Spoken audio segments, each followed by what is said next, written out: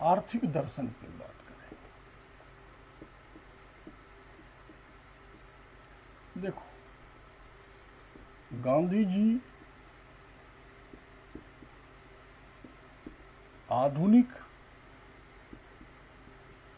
पाश्चात्य विकास का विरोध कर रहे हैं और उसके स्थान पर भारतीय लघु कुटीर हस्तशिल्प उद्योग का समर्थन करते हुए दिखाई देंगे। ये दो मूल रूप से हमें चीजें गांधी जी के आर्थिक दर्शन में दिखाई दे। देखो,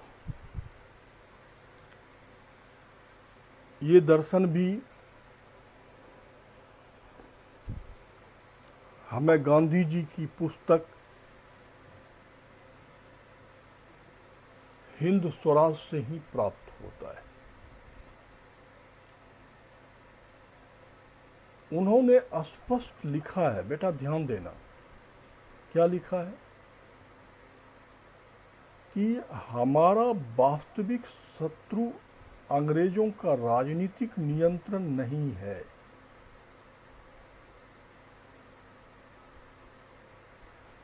देखो वो बुढ़ा कितना तेज है मेरा भाई। बुढ़ाऊ ने कभी भी अंग्रेजों के राजनीतिक नियंत्रण को बड़ा मुद्दा माना ही नहीं।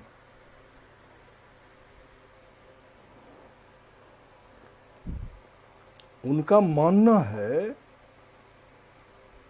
कि जो आधुनिक पाश्चात्य सभ्यता है ये भारत को धीरे धीरे जकड़ते जा रही है। ये मेरा मूल शत्रु है।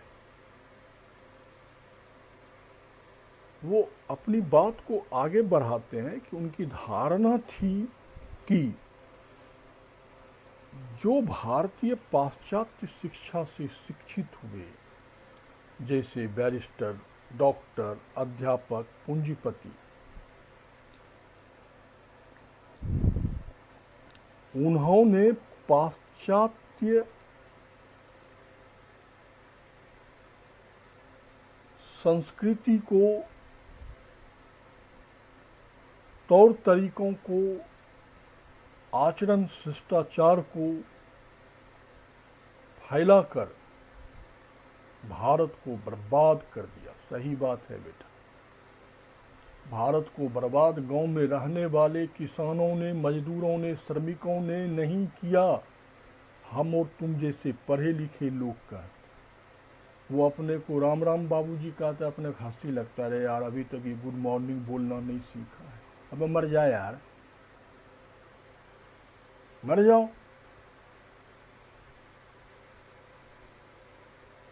तुम हिंदुस्तानी हो, अंग्रेजी आती है तो अच्छी बात है, हम किसी भाषा का विरोध नहीं कर रहे हैं, हमें एक से अधिक भाषा आनी चाहिए।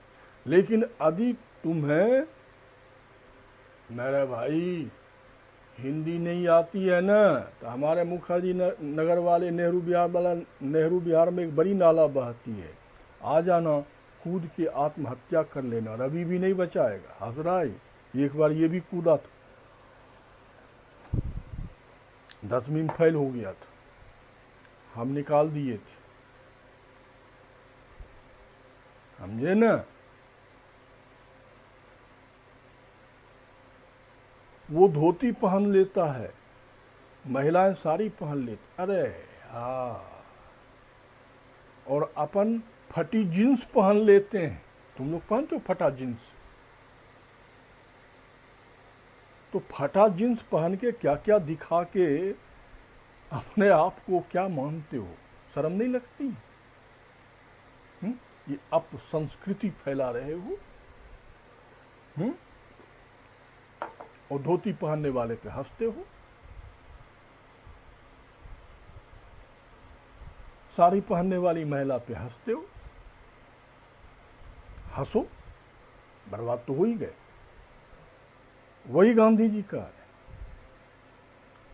और गांधी जी ने अपनी इस पुस्तक में भारतीय रेलगाड़ी की निंदा की है, आलोचना की है। बताओ क्यों किया है? भाई रेलगाड़ी तो प्रगति, विकास, आधारभूत इंफ्रास्ट्रक्चर डेवलप करने का तरीका है। पता नहीं, फटी जींस पहनने का पता है,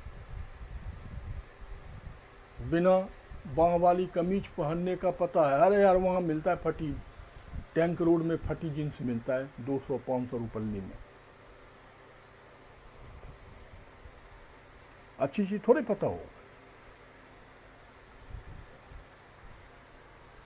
तो मेरे भाई इसलिए किया कि ये जो रेलवे है ना, ये भारतीय खाद्यान्न पदार्थों के निर्यात में सहायक है। और इसी कारण भारत में भूखमरी और अकाल फैलती है। कई आदमी कहता है गांधी जी आधुनिकरण के, अरे आधुनिकरण के विरोधी नहीं थे बेटा, सच्चाई है। अंग्रेजों ने रेलवे का विकास इसलिए किया था, कच्चे माल का दोहन, बनी बनाई माल का मंडी। पूर्ण विऔद्योगीकरण में, भारत का पूर्ण विऔद्योगीकरण करने में बहुत बड़ी भूमिका है रेलवे का, ब्रिटिश रेलवे का। और साथ ही साथ हमारे अनाज के मंडियों को उठा के लंदन, इंग्लैंड पहुंचा देता था। भारत में खाद्यान्न की कमी हो जाती थी। तो बेटा ऐसे आधुनिकरण की आलोचना होनी चाहिए कि नहीं होनी चाहिए? आप सहमत हो कि नहीं हो? कि आंख मीच के, अरे यार अंग्रेज फटी जींस पहनती, हम भी पहन लेंगे। पहनो, खूब पहनो। फिर मोमबत्ती लेके चिल्लाना ये हो गया, वो हो गया। अबे इंग्लैंड ठंडा मुल्क है, वहाँ फटी जींस पहन के घूमने दो। ये गर्म मुल्क है। अकल के अंधे, नाम नयन सुख। ठीक है ना? तो गांधी आधुनिकरण के नहीं थे विरोधी। उस आधुनिकरण से भारतीय आवाम पर प्रभाव क्या पड़ रहा है, उसकी आलोचना कर रहे हैं। अब आप बताओ, दिल्ली में इतनी प्राइवेट हॉस्पिटल है, कोविड-19 के लिए जो खुला हुआ है, एक एक हॉस्पिटल 15 लाख रुपया लेता है। तो बताओ फिर वो हॉस्पिटल जनता का है कि कुछ विशेषाधिकार प्राप्त वर्ग का है? अरे विशेषाधिकार प्राप्त वर्ग का है तो तोड़ो ना उसको, रख के क्या करोगे यार? आग लगा दो उसमें। और सरकार भी नियंत्रित नहीं कर पा रही। यदि वो आम जनता के सुविधा के लिए या आम जनता के अर्थ के अधीन नहीं आ रहा है तो रख के क्या करेंगे यार? फटफट तो आलोचना होनी चाहिए इसे अस्पतालों की। अपोलो रख के क्या करेंगे? मेदांता रख के क्या करेंगे? जब आम जनता मरे जाएगी तो 10-20 विशेषाधिकार वर्ग बच के इस भारत को और नोचेगा यार। उन्हें भी मरने दो। अब देखो गांधी जी आगे क्या कहता है कि हम भारतीयों की मुक्ति इसी में है कि हमने पिछले 50 वर्षों में जो सीखा है, क्या डॉक्टर, इंजीनियर, डॉक्टर, अस्पताल, वकील, इस सब को भूल जाना चाहिए। क्योंकि स्वराज और स्वशासन को उन्होंने जीवन की ऐसी स्थिति माना जो तभी अस्थायी रह सकता है जब भारतीय अपने परंपरा का पालन करेगा। बिल्कुल अरविंद की जैसे बोल रहे हैं कि हम आपको स्वराज दे ही दें, आपको स्वशासन दे ही दें, यदि आप अपनी परंपराओं के अनुसार नहीं चलाओगे तो क्या होगा? कुछ नहीं होगा। पहले अंग्रेज लूटा, अब मुट्ठी भर भारतीय ही भारतीयों को लूट रहा है कि नहीं लूट रहा है? लूटो। तो वास्तव में इसको भूलना पड़ेगा और इन तथाकथित उच्च वर्ग के लोगों को किसानों जैसा जीवन व्यतीत करना सीखना हो। मैं फिर कह रहा हूं कि 20वीं सदी के परिप्रेक्ष्य में ऐसी बात सोचने से आपको स्पष्ट लग रहा होगा कि गांधी पागल है। पागल नहीं है बेटा, महान है। वो इन आधुनिकीकरण का भारतीय समाज के अधिकांश वर्ग पर होने वाले दुष्परिणामों की व्याख्या कर रहे हैं। मैंने अभी आपको उदाहरण दिया, भाई अपोलो है, मैक्स है, फोर्टिस है, ये सारे अस्पताल हैं दिल्ली में। यदि वो आम जनता की, वो 15 लाख बेटा कौन करेगा खर्च? 1 लाख पर दिन, 14 दिन का इलाज है, 1 लाख पर डे। अब बताओ, 1 लाख पर डे मेडिकल्स के ऊपर खर्च करने की क्षमता इस भारतवर्ष में शायद 1 या 2% लोगों की। तो 98% मरने के लिए पैदा हुआ है। उसको बनाने में हमारा भी टैक्स लगा है। उनको जमीन जो दान में दी गई उनके बाप की थी। तो उस दुष्परिणामों की व्याख्या तो होगी, वही इस दुष्परिणामों की व्याख्या हो रही है। इसका विकल्प गांधी जी ने दिया कि हमें स्किल्ड बेस, अर्थात हमें अपने कौशल के अनुसार, अपने हुनर के अनुसार लघु कुटीर उद्योग को विकसित करना होगा। और उसी से गांधी जी ने क्या किया? चरखा काटने का कार्यक्रम कि मेरे भाई खरीदने की जरूरत नहीं है, अपनी आवश्यकता भर तो सूत काट लो, देखो कितनी बचत होती है।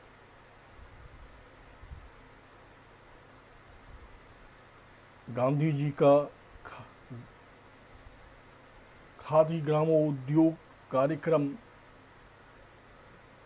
इस रचनात्मक कार्य का आधार है। हम ये नहीं कहेंगे, कोई ये नहीं कहेगा कि गांधी जी के इस कार्यक्रम से भारत की समस्या का समाधान हो गया, लेकिन उस समाधान में एक दिशा तो हुआ। कई लोगों को इससे जीवन यापन तो मिला है। यदि इस प्रकार के क्या दूसरे, तीसरे, चौथे, 5वें, 8वें, 10वें प्रयोग हम और आप नहीं कर सकते हैं? नहीं करेंगे। चीन वाली खरीद लेंगे, पैसा दे देंगे, उससे हथियार बनाएगा और हमारे देश पर आक्रमण करेगा। ये देखो, हम भारतीय हैं ना, कलाकार हैं। इसलिए बेटा हमेशा आपको अपने स्किल्स पर विश्वास करना चाहिए, स्वरोजगार को उत्पन्न करना चाहिए। तभी आप भी आत्मनिर्भर होगे, भारत भी आत्मनिर्भर होगा। और आज के काल में गांधी की ये पंक्ति अत्यंत प्रासंगिक कि हमें कौशल बेस कार्य करना चाहिए। हस्तशिल्प, लघु उद्योग, कुटीर उद्योग। और आपके प्रधानमंत्री ने तो स्पष्ट कहा, लोकल पर वोकल हो जाओ। Made in India, made in India इतना चिल्लाओ कि मेड इन चाइना का अस्तित्व ही समाप्त हो जाए। ये गांधी जी का आर्थिक दर्शन था।